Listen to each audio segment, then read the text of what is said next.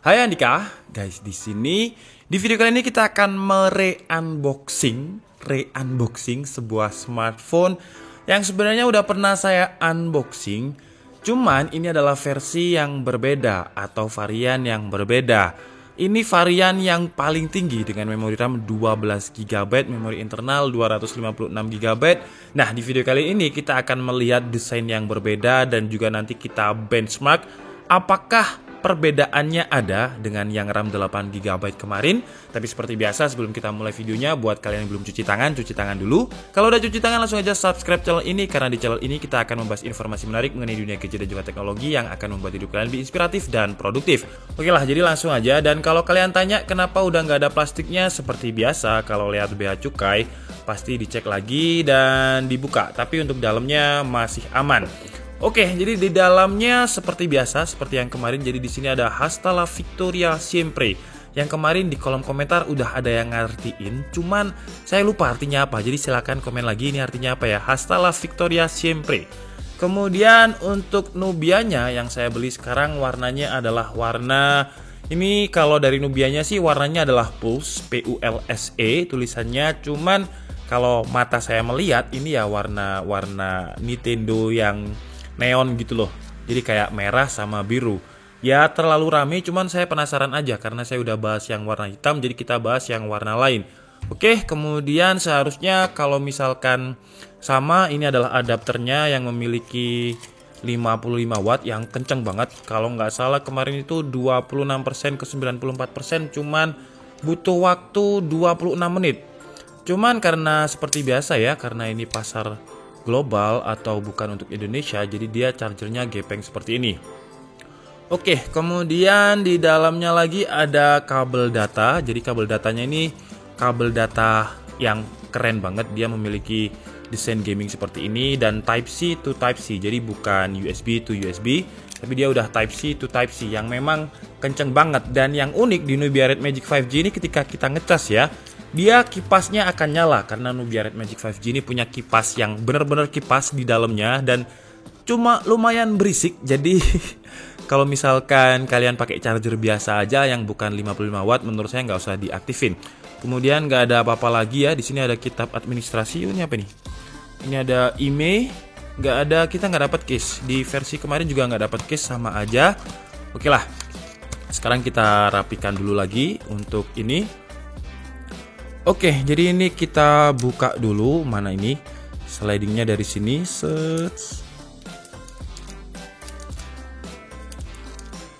Oh, gila.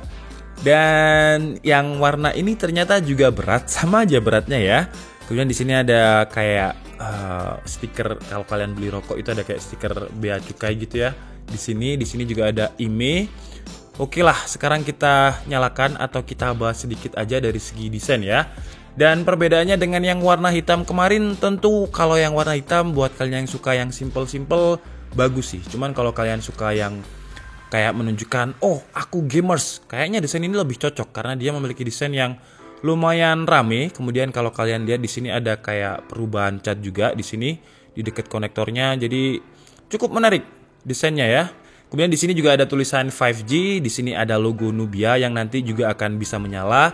Red Magic ini nanti juga bisa menyala, dan di sini ada triple kamera dengan kamera utamanya 64 megapiksel. Kemudian di bagian atas juga tetap sama. Nah, kalau misalkan di Vivo Eco itu kayak feel-nya itu kayak kita mencet casing, tapi kalau Nubia ini enggak enak.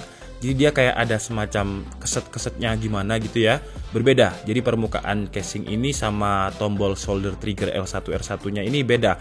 Lebih nyaman aja gitulah. Kemudian di sini ada volume up and down lock dan ada antena. Di sini ada intake untuk kipasnya. Kipasnya di sini. Kipasnya yang benar-benar kedengeran bakalan di sini.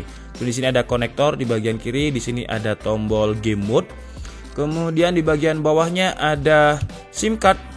Kemudian konektor Type-C, speaker, dan di bagian atasnya masih ada audio jack. Jadi kalau kalian gamers kelas berat bakalan membantu banget. Oke, sekarang coba kita nyalakan ya. Oke, jadi HP-nya sudah kita aktifasi dan juga sudah saya tes benchmark. Dan kalau misalkan nggak pakai mode full screen ternyata bagus ya. Jadi di sini ada warna merah sesuai dengan konsep Nubianya. Dan seperti biasa, Nubia dia ada game space di sini yang kalau misalkan kita nyalakan bakalan masuk ke red magic dan kipasnya langsung nyala nih. Dan coba kita nyalakan dulu untuk RGB LED stripnya ini. Kalau misalkan, wow, kayak gitu nyalanya guys.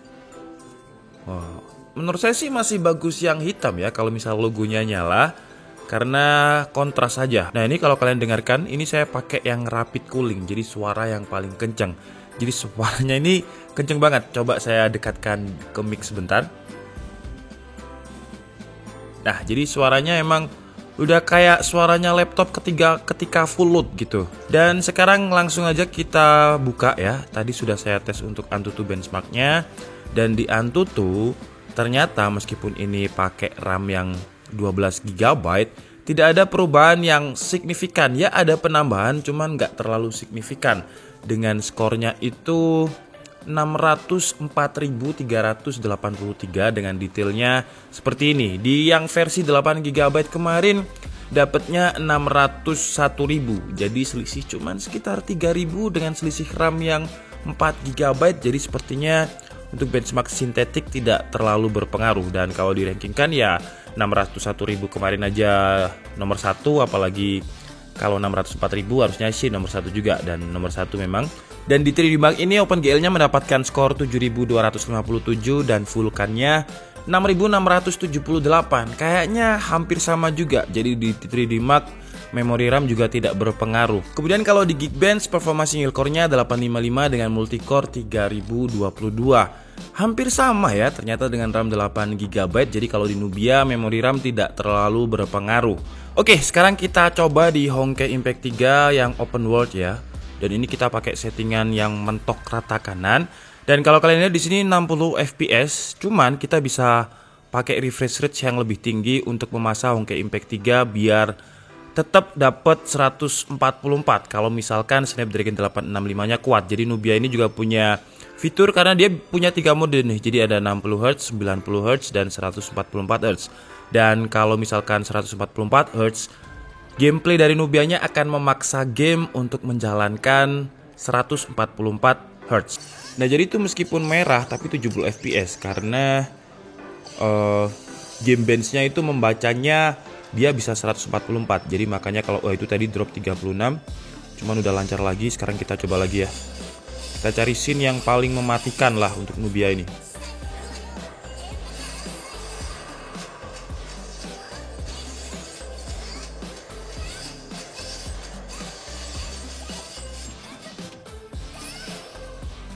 Dan sekarang kita coba di Honkai Impact 3 di Post Odyssey ya, karena banyak yang request ini karena katanya di Honkai Impact 3 yang ini tuh nge-lag banget. Cuman seperti yang kalian lihat di sini, saya udah main berapa itu 2 menit ya. Dan gak ada masalah. Saya lupa lagi. Ini kalau nggak salah ada ini dilawan ini dilawan ini gitu ya. Cuman udah lumayan lama nggak main. Main cuman biar unlock level lah. Itu tadi ada turun drop tuh. Tapi balik lagi ke 60 fps. Saya paling suka karakter yang ini nih. Sama yang ini.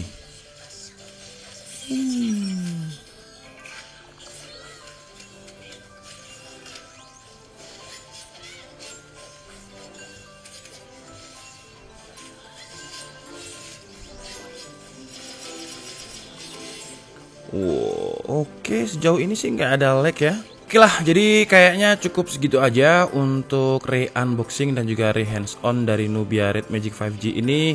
Karena sebenarnya saya cuma penasaran aja apakah ada perbedaan antara RAM 8GB dengan yang 12GB.